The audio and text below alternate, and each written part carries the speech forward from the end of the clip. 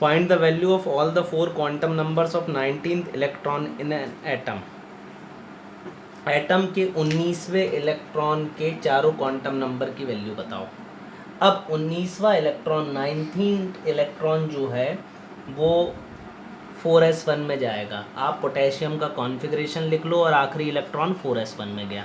अब 4s1 में गया तो सबसे पहले आता है प्रिंसिपल क्वांटम नंबर। तो प्रिंसिपल क्वांटम नंबर की वैल्यू हो जाएगी 4। ये ऑर्बिट की इन्फॉर्मेशन देता है। तो यहाँ पर ये जो 4s1 है तो ये 4th ऑर्बिट में है। अब l की वैल्यू, s के लिए l की वैल्यू 0 है। m की वैल्यू l के लिए, अब देखो l की वैल्यू 0 है तो m की वैल्यू भी 0 होगी और स्पिन हो जाएगा, एक इलेक्ट्रॉन है तो प्लस हाफ। इस तरीके से ऊपर की तरफ इसका प्लस हाफ स्पिन हो जाएगा। तो मैंने एक फार्मूला बताया था, m की जो वैल्यू है वो plus l 0 to minus l vary करती है। तो 19वें इलेक्ट्रॉन के चारों क्वांटम नंबर की वैल्यू ये है।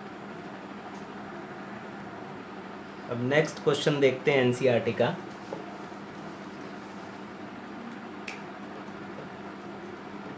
How many electron in an atom may have following quantum number।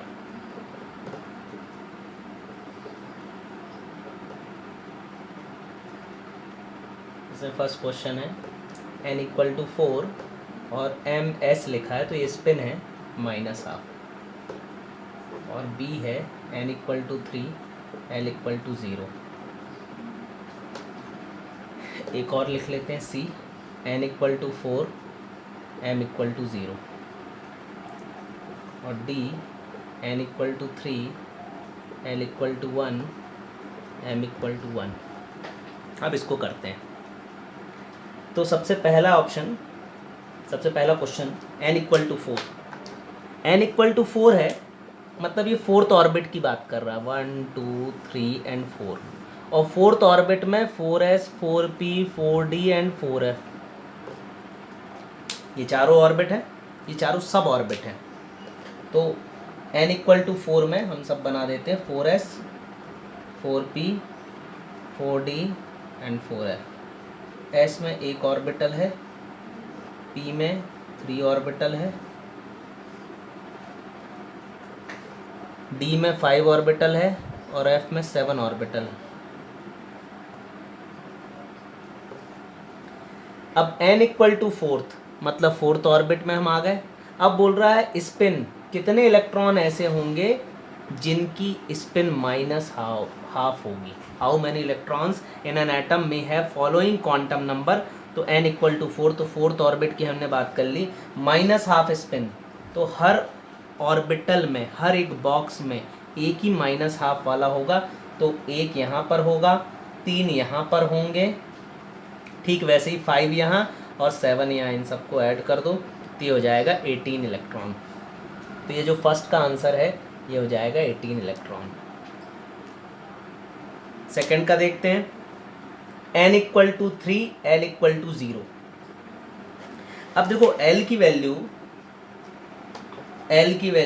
s p d f के लिए 0 1 2 3 है। l की value s p d f के लिए 0 1 2 3 है। तो अब n equal to 3 l equal to 0 मतलब 3s की हम बात कर रहे हैं। तो यहाँ पर जो सब ऑर्बिट है वो है 3s, और 3s में कितने इलेक्ट्रॉन हैं? 2 इलेक्ट्रॉन है। तो 3s की बात हो रही है तो 3s फिक्स है, कोई भी s हो, 4s हो 3s हो 2s हो, तो उसमें एक ऑर्बिटल है और एक ऑर्बिटल में मैक्सिमम 2 इलेक्ट्रॉन हो सकते हैं। थर्ड क्वेश्चन करते हैं, n equal to 4 m equal to 0। जैसे ही n इक्वल टू 4 कर दिया मतलब 4th ऑर्बिट, तो बना दो जरा ये 4th orbit, 4s 4p 4d and 4f। s 1 orbital, p 3 orbital, d 5 orbital, f 7 orbital. अब n इक्वल टू 4 और m इक्वल टू 0, तो पहले हम l की वैल्यू निकालते हैं। l की वैल्यू s के लिए 0, p के लिए 1, d के लिए 2, f के लिए 3। अब m की वैल्यू होती है plus l 0 to minus l। अगर l की वैल्यू 0 है तो m की कितनी वैल्यू पॉसिबल है? 3, 0 माइनस 0 0, तो ये 3 कोई वैल्यू नहीं है, यहाँ पर एक ही वैल्यू पॉसिबल है, प्लस 0 माइनस 0 कुछ नहीं होता, तो यहाँ पर एक ही वैल्यू पॉसिबल है, ये 0 है।